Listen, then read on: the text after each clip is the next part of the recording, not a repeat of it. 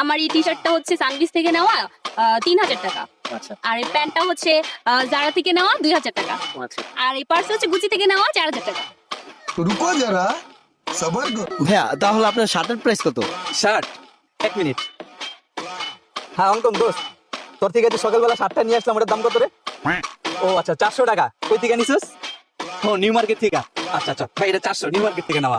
ও আচ্ছা আচ্ছা। আর pant? Pant pant হচ্ছে গিয়ে এক সেকেন্ড।